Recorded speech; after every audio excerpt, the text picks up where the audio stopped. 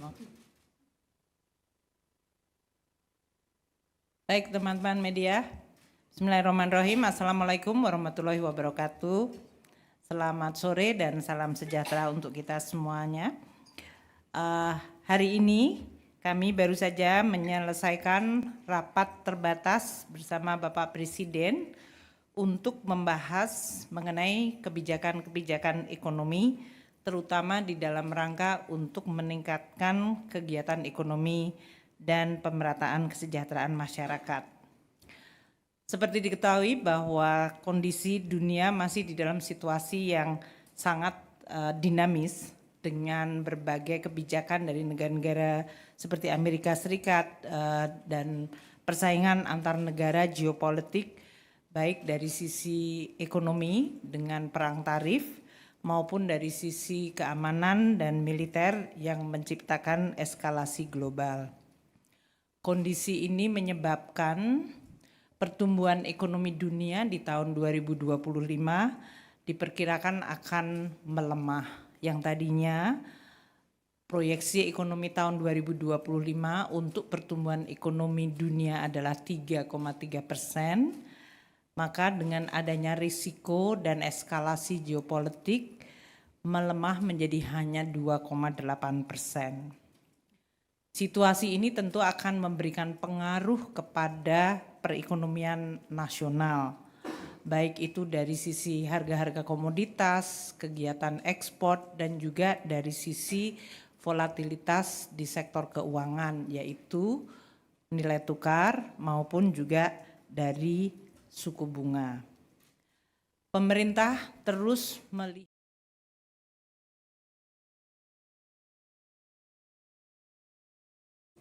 global tersebut.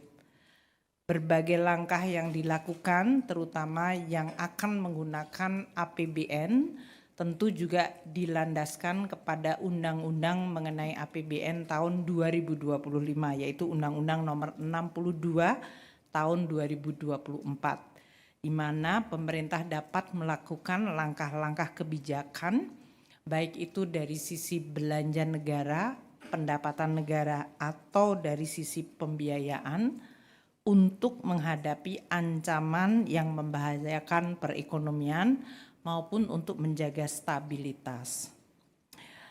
Pada saat ini, Bapak Presiden terus meminta kepada seluruh jajaran menteri untuk melaksanakan dan mengimplementasikan berbagai program-program yang sudah selama ini dilaksanakan. Akselerasi sangat penting, terutama program-program seperti makanan bergizi, pemberian makanan bergizi gratis, program di sektor perumahan, peningkatan target FLPP, program koperasi desa merah putih, dan program sekolah rakyat yang Pak Menteri ada di sini. Juga program ketahanan pangan, Bapak Menteri Pertanian dalam hal ini dari sisi jumlah dan tingkat panen, harga dari komoditas pangan, dan yang paling penting nilai tukar petani agar terus dijaga. Itu semua program-program yang sudah berjalan saat ini diminta untuk diakselerasi, ditingkatkan baik dari sisi skalanya maupun kecepatannya, sehingga bisa memberikan pengaruh terhadap perekonomian kita, terutama pada masyarakat dalam bentuk penciptaan kesempatan kerja, peningkatan kesejahteraan, dan pertumbuhan ekonomi. Di dalam merespons kemungkinan peningkatan risiko dan perlemahan ekonomi nasional akibat dampak global, maka hari ini Bapak Presiden juga telah memutuskan untuk memberikan sebuah paket stimulus agar pertumbuhan ekonomi dapat dijaga momentumnya dan juga stabilitas perekonomian terus diperkuat.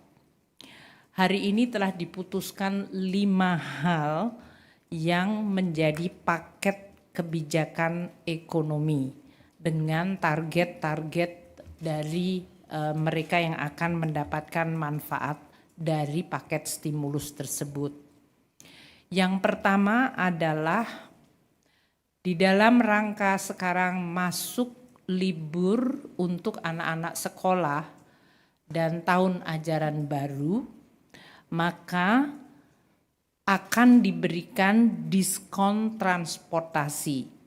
Ini tentu diharapkan dengan kegiatan anak-anak libur sekolah mereka bisa meningkatkan kegiatan ekonomi di dalam negeri dengan melakukan perjalanan di dalam negeri. Maka diskon transportasi ini sifatnya menyeluruh kepada seluruh modal transportasi.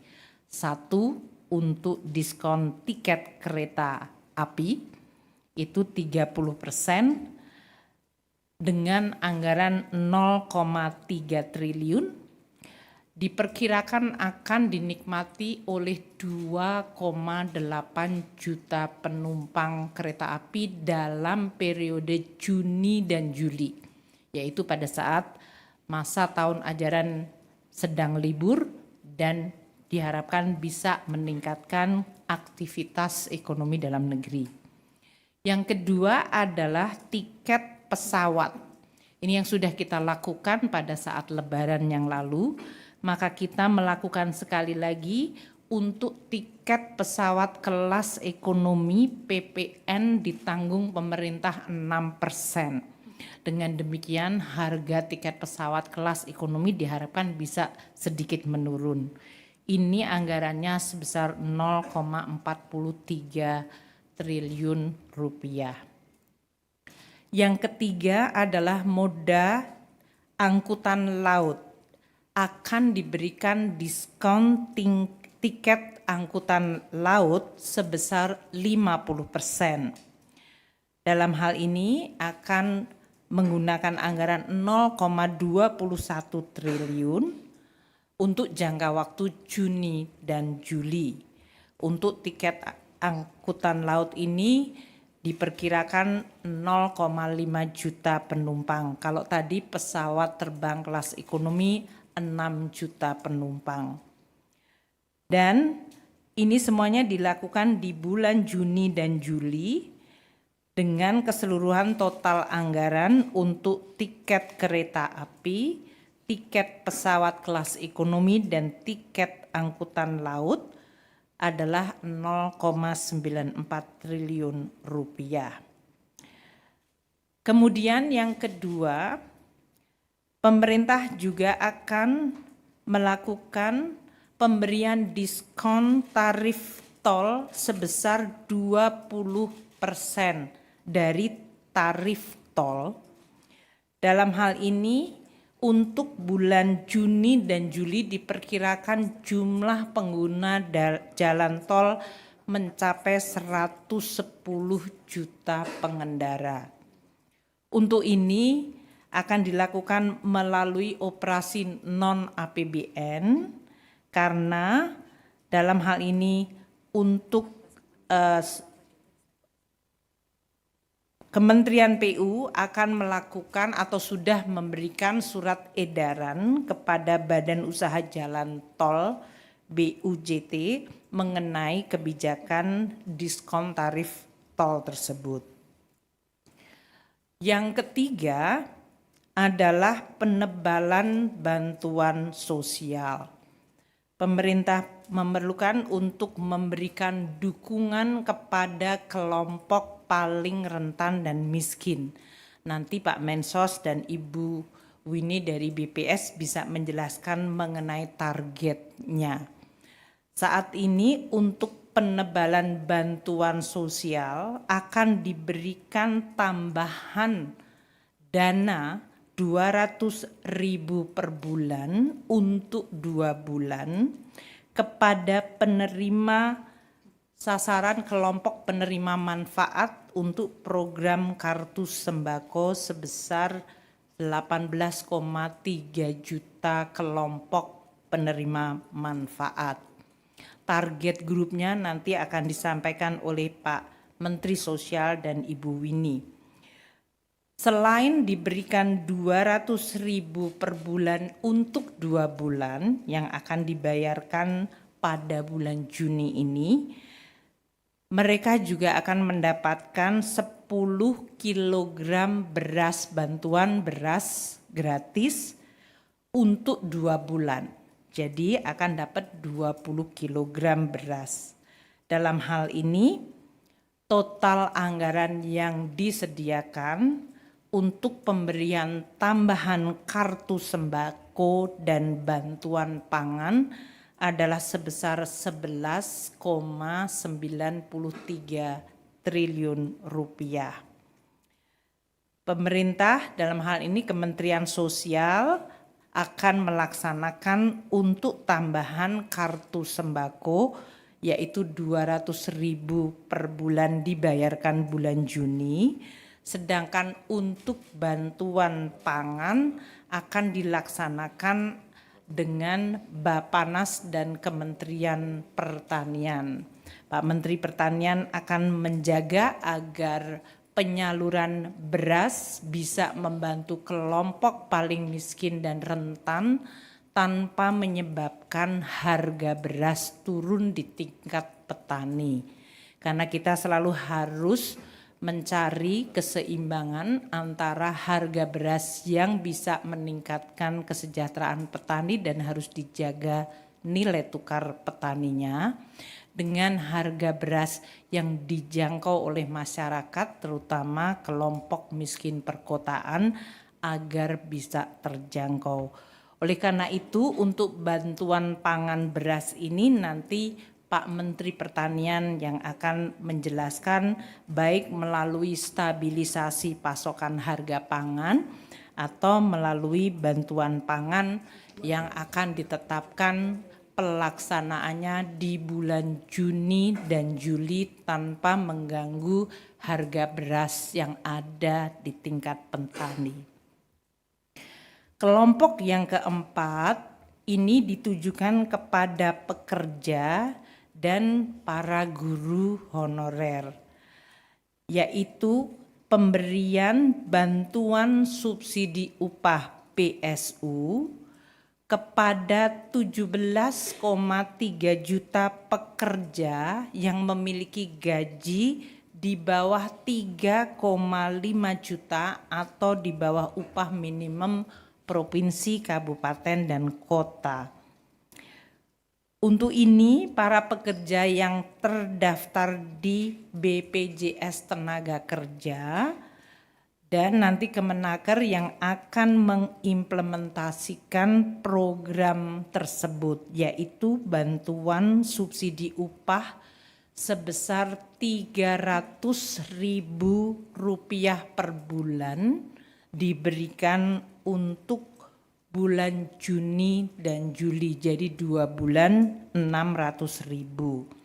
Penyaluran juga akan diupayakan pada bulan Juni ini. Selain itu, selain kepada pekerja yang memiliki gaji di bawah 3,5 juta rupiah, yaitu 17,3 juta pekerja tersebut, akan diberikan juga bantuan subsidi kepada 565.000 guru honorer, baik itu 288.000 guru di lingkungan Kementerian Dikdasmen maupun 277.000 guru di Kementerian Agama. Guru honorer ini juga akan mendapatkan 300.000 per bulan untuk 2 bulan, yaitu 600.000. Selain untuk pekerja dan guru honorer, di dalam paket kebijakan yang keempat ini juga akan diberikan perpanjangan diskon 50% untuk 2,7 juta pekerja di lingkungan 6 industri padat karya. Ini tujuannya adalah untuk kepada para pekerja di industri padat karya yang mendapatkan tekanan akibat berbagai situasi global dan persaingan ekspor bisa tetap mendapatkan jaminan kehilangan kerja dengan iuran yang hanya dibayarkan 50%-nya saja. Ini tentu anggarannya berasal dari non-APBN. Sementara untuk subsidi upah dan untuk guru honorer akan disediakan anggaran dari APBN sebesar 10,72 triliun rupiah. Itu adalah kelompok stimulus paket yang keempat. Dan yang kelima yang menyangkut diskon iuran jaminan kehilangan kerja. Kami melihat dari 17,3 juta ini per sektor tentu akan terkena pada sektor-sektor formal dan terutama pada pekerja yang upahnya di bawah 3,5 juta rupiah. Dengan stimulus ini dan akselerasi program-program pemerintah yang telah saya sampaikan tadi, jadi saya ulang sekali lagi, untuk sembako 11,97 triliun, nomor 3, untuk diskon transportasi 0,94 triliun, bantuan subsidi upah 10,72 triliun, dan perpanjangan JKK untuk diskon 50% 0,2 triliun rupiah selain diskon tarif tol yang akan dilakukan oleh badan usaha 0,65 triliun. Total keseluruhan paket ini nilainya 24,44 triliun rupiah, yaitu 23,59 triliun dari APBN dan 0,85 triliun dari non-APBN atau dunia usaha. Dengan adanya stimulus ini dan berbagai langkah percepatan program pemerintah seperti dalam hal ini makan bergizi gratis, perumahan, koperasi merah putih, sekolah rakyat, maka kita harapkan dan juga rekonstruksi atau perbaikan sekolah-sekolah yang tadi anggarannya sebesar 16 triliun, kita harapkan pada kuartal kedua maka pertumbuhan ekonomi tetap bisa dijaga mendekati 5% dari yang tadinya diperkirakan akan melemah akibat kondisi global. Dengan pertumbuhan yang kita tetap jaga, maka kemiskinan dan pengangguran terbuka juga diharapkan bisa turun lebih cepat. Mungkin itu yang saya ingin sampaikan. Saya ingin sampaikan selain 24 triliun dari paket stimulus ini, 24,44 triliun, seperti diketahui oleh teman-teman media, gaji ke-13 juga kita cairkan bulan Juni ini. Total anggaran sekitar 49,3 triliun termasuk ASN pusat, daerah, TNI, Polri, dan pensiunan. Dengan adanya pencairan gaji 13, paket stimulus 24,44 triliun dan akselerasi program-program pemerintah, maka kita harapkan momentum pertumbuhan bisa terus terjaga. Demikian yang bisa saya sampaikan dan saya akan memberikan kesempatan kepada Pak Menteri Sosial Bu Winnie atau Pak Menteri Amran untuk menyampaikan beberapa hal untuk program yang akan dilaksanakan Juni-Juli ini. Silakan Bapak.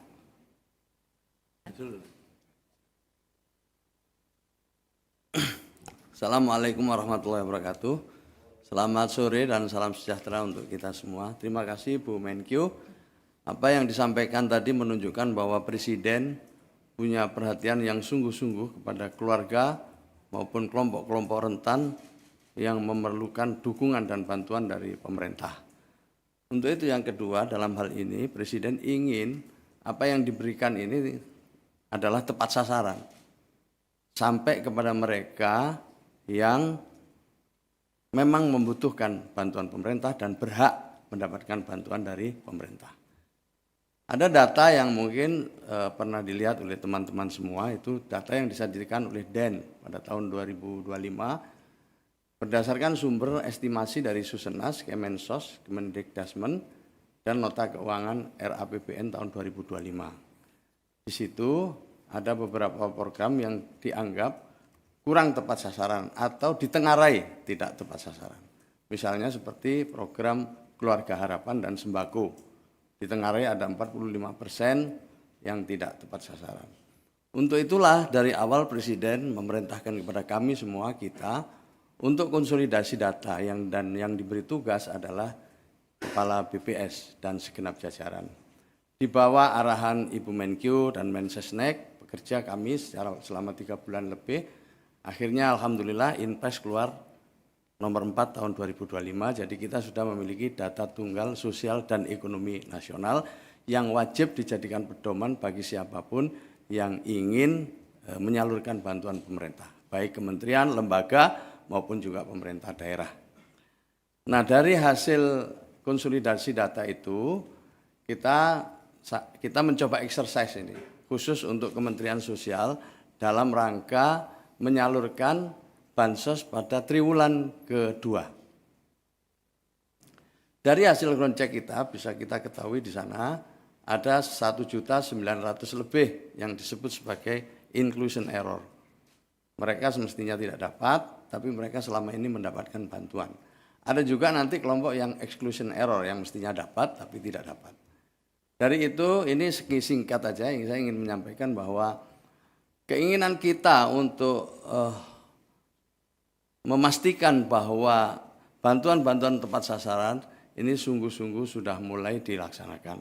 Nanti Ibu Kepala BPS akan menjelaskan lebih lanjut. Kemudian yang kedua yang perlu sampaikan apa yang disinggung oleh Ibu Menkyu tadi soal tambahan bantuan, ya, tambahan bantuan untuk kelompok yang selama ini atau keluarga penerima manfaat yang selama ini memperoleh BNPT atau BPNT. Bantuan pangan non tunai atau yang disebut dengan bansos itu. Jadi kepada 18,3 kpm. Selain itu juga akan ditambah beras sebanyak 10 kg yang nilainya tadi lebih dari 11 triliun. Dengan begitu Bapak Ibu sekalian ada 2 hal yang penting di sini. Pertama adalah perbaikan keluarga penerima manfaat, dan yang kedua adalah penambahan yang menjadi bagian dari atensi Bapak Presiden kepada kelompok-kelompok penerima manfaat, khususnya mereka yang berada di desil 1, miskin dan miskin ekstrim. Selebihnya kami mohon dilanjutkan oleh Ibu Kepala BPS.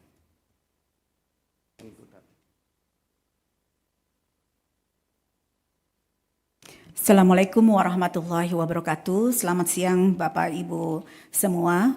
Menindaklanjuti tadi apa yang disampaikan oleh Ibu Menteri Keuangan dan Bapak Menteri Sosial bahwa penyaluran bansos pada triwulan kedua ini mengacu kepada data tunggal sosial ekonomi nasional sesuai dengan arahan Bapak Presiden yaitu Inpres nomor 4 tahun 2025.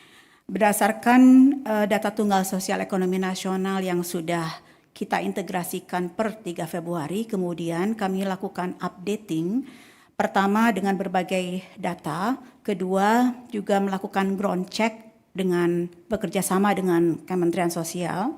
Maka setelah kami lakukan berbagai validasi dan juga kami lakukan verifikasi bersama dengan BPKP, maka ada dari 20,3 juta KPM, saat ini ada 16,5 juta yang sudah diverifikasi oleh BPKP, dan dari 16,5 juta itu 14,3 juta memang berada di desil 14 dan sudah mulai disalurkan oleh Mensos per akhir 31 Mei. Kemudian kami juga membersihkan beberapa data yang kita sebut dengan inclusion error dari 6,9 juta keluarga yang kami lakukan ground check, itu ada 1,9 juta yang seharusnya tidak layak untuk mendapatkan bantuan sehingga dibersihkan dari data tunggal sosial ekonomi nasional sebagai keluarga, dikeluarkan dari keluarga yang tidak berhak. Jadi dikeluarkan dari keluarga yang berhak sehingga menjadi tidak berhak untuk menerima bantuan. Dengan demikian, dengan menggunakan data tunggal sosial ekonomi nasional ini, tentunya bansos yang nanti digulirkan di triwulan 2 dan juga untuk mendorong sebagai salah satu program stimulus ekonomi ini akan menjadi lebih tepat sasaran. Kedua, Bapak dan Ibu, mengenai tadi program 1 dan 2 yaitu diskon transportasi dan diskon jalan tol, ini tentunya selaras dengan data BPS di mana di tahun ini jumlah mobilitas masyarakat jauh lebih baik dibandingkan dengan tahun lalu. Di mana kalau kita lihat wisatawan Nusantara bulan April 2025 meningkat 23% dibandingkan dengan bulan April tahun lalu. Artinya bahwa insentif untuk diskon tiket dan diskon transportasi dan juga diskon jalan tol ini akan sangat mendorong mobilitas masyarakat. Kedua, dari data BPS juga bahwa terlihat ada 3 titik mobilitas masyarakat itu meningkat atau mencapai puncaknya dalam 1 tahun. Pertama pada saat Lebaran, kedua pada saat libur sekolah Juni-Juli, dan ketiga pada saat akhir tahun. Demikian tentunya dengan demikian saya ucapkan terima kasih.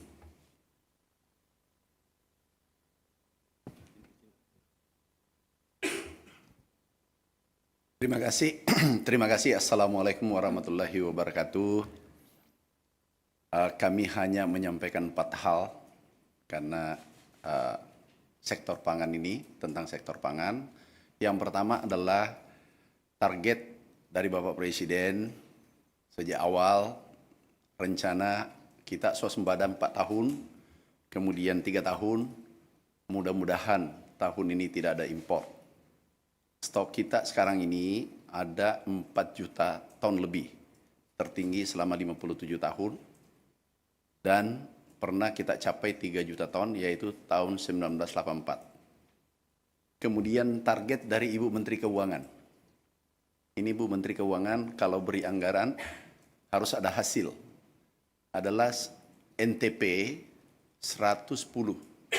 Alhamdulillah sekarang ini bulan Mei NTP-nya naik 121. Jauh lebih tinggi dibanding tahun lalu pada bulan yang sama, 116.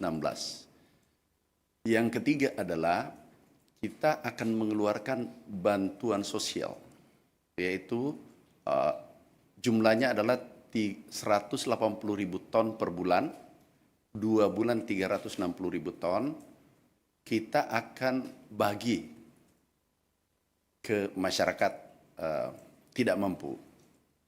Kemudian strateginya adalah karena kita harus menjaga NTP, jangan sampai turun. Yang pertama adalah kita membagi, pemerintah membagi bansos untuk pangan ini atau beras pada daerah-daerah yang tidak menghasilkan beras atau minim, seperti Papua, Maluku, dan seterusnya. Kita distribusi ke sana bisa sekaligus 2 bulan. Kemudian yang kedua adalah daerah perkotaan yang juga tidak menghasilkan beras. Yang ketiga adalah daerah penghasil khusus di Pulau Jawa harus kita lindungi. Kita melihat kabupaten yang harga beras sudah di atas HPP yang telah ditetapkan oleh pemerintah.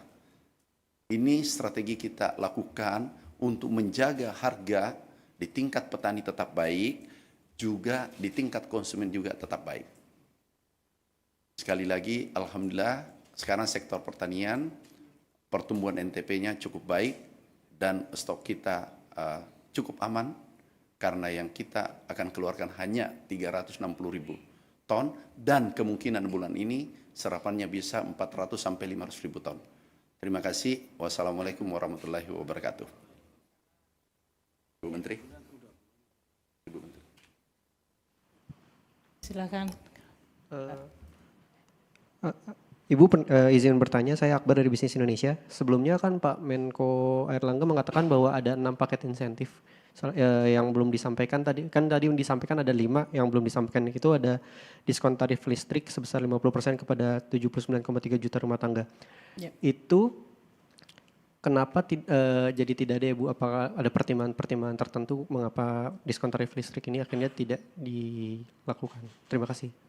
Kita sudah rapat di antara para menteri dan untuk pelaksanaan diskon listrik ternyata untuk kebutuhan atau proses penganggarannya jauh lebih lambat.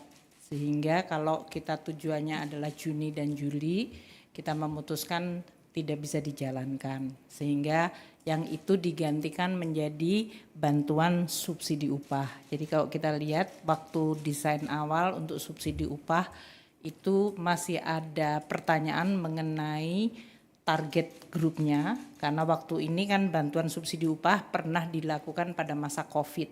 Waktu itu data di BPJS masih perlu untuk dibersihkan, sama seperti tadi data Zen. Dan sekarang karena BPJS Tenaga Kerja datanya sudah clean untuk betul-betul pekerja yang di bawah 3,5 juta, dan sudah siap, maka kita memutuskan dengan kesiapan data, kecepatan program, kita mentargetkan untuk bantuan subsidi upah. Ya. Siap. Terima kasih Bu. Saya Emir Bu dari CNBC Indonesia. Mau tanya terkait dengan diskon tarif tol itu kan sifatnya sukarela Bu ya kepada BUJT. Apakah udah dikomunikasikan dengan BUJT untuk menjalankan diskon tarif tol ini, dan apakah ada penolakan ya Bu dari BUJT sendiri melihat sifatnya sendiri ini kan sukarela, sementara saat ini juga banyak badan usaha jalan tol yang keuangannya berat gitu. Terus terkait dengan untuk apakah nanti akan ada insentif langsung untuk bagi yang terkena PHK Bu, melihat banyak fenomena sekarang ini yang banyak PHK yang terjadi gitu. Terima kasih.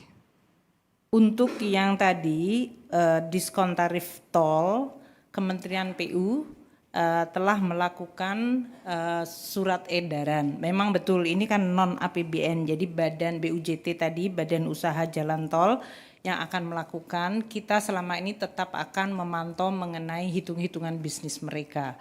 Jadi dalam hal ini nanti kita juga akan perhatikan apakah dengan adanya diskon ini viability-nya dari bisnis jalan tol mereka masih tetap baik, dan kalau seandainya mereka mengalami hal-hal yang sifatnya dampak negatif, itu langkah apa yang akan dilakukan. Namun kita sudah melakukan beberapa kali, rasanya tetap bisa dijalankan dengan baik.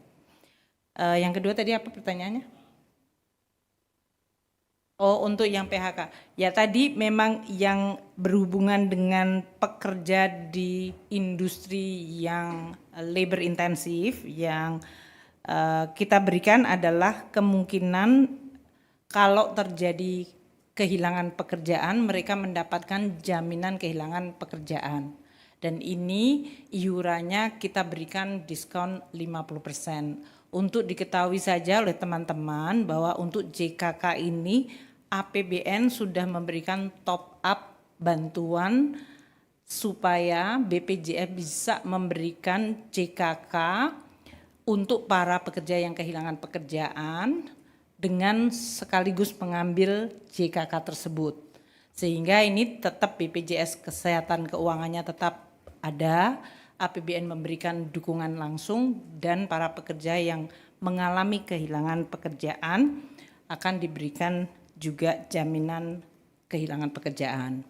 Pemerintah terus akan mengakselerasi berbagai program-program yang bisa menciptakan kesempatan kerja. Tadi telah diinventarisir. Pertama, untuk anggaran bagi rehabilitasi sekolah. Itu dilakukan untuk Kementerian Dikdasmen, renovasi sekolah, itu akan segera dilakukan untuk sekitar 300.000 sekolah dengan anggaran 16,9 triliun. Ini sudah mulai dijalankan. Yang kedua, Menteri PU juga akan mengakselerasi pembangunan irigasi, ya Pak Menteri, dalam hal ini untuk mendukung ketahanan pangan. Ini juga proses anggarannya sudah dilaksanakan untuk segera bisa dilaksanakan konstruksinya pada bulan Juli atau paling lambat Agustus sebelum musim tanam yang tadi Pak Menteri Pertanian itu 12 triliun rupiah. Dan juga untuk sekolah rakyat itu ada 100 titik plus 100 dari swasta dengan jumlah murid 10.000. Ini di luar yang tadi saya sudah sampaikan mengenai Koperasi Merah Putih, kemudian program untuk akselerasi pembangunan dan kepemilikan perumahan untuk masyarakat berpendapatan rendah, yaitu 2 juta upgrading rumah plus 350 FLPP untuk masyarakat berpendapatan rendah. Itu 84 triliun anggarannya sendiri.